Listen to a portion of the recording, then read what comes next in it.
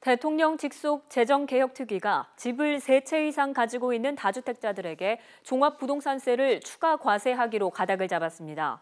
대통령 직속 정책기획위원회 산하 재정개혁특별위원회는 내일 서울 광화문에서 두 번째 전체 회의를 열고 상반기 재정개혁 권고안을 심의 확정합니다.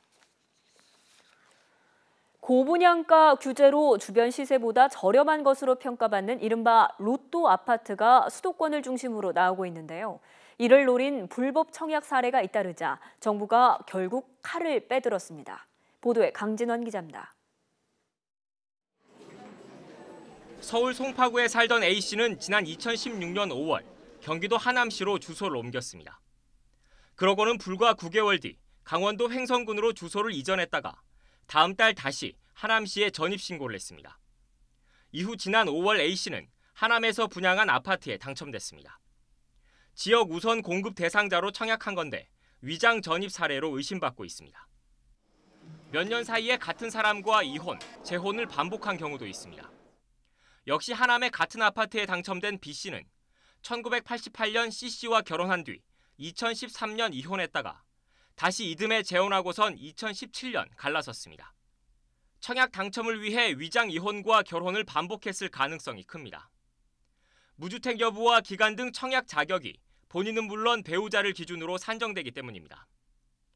과열 양상을 보였던 하남의 이 아파트에서 적발된 불법 행위 의심 사례만 108건.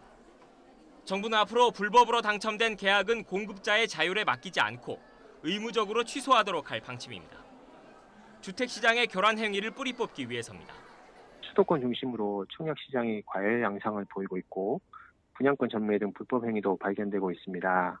이에 따라 공급 질서 교란 행위를 엄벌하고 청약 시장을 바로잡기 위해서 적극 노력할 계획입니다. 특히 계약이 취소된 주택이 투기 과열 지구에 있고 물량이 일정 규모를 넘을 경우엔 무주택자에게 재공급하도록 할 계획입니다. 경찰 조사 등을 통해 불법 계약이 확인된 사람은 관련 법에 따라 엄하게 처벌받습니다. 3년 이하의 징역 또는 3천만 원 이하의 벌금형을 받을 수 있는 것과 별개로 최대 10년 동안 주택 청약 자격이 제한됩니다. 국토교통부는 이와 함께 최근 수도권 청약 과열 단지를 중심으로 SNS 등을 통해 분양권 불법 전매가 이루어진다고 보고 경찰에 수사를 의뢰했습니다. YTN 강진원입니다.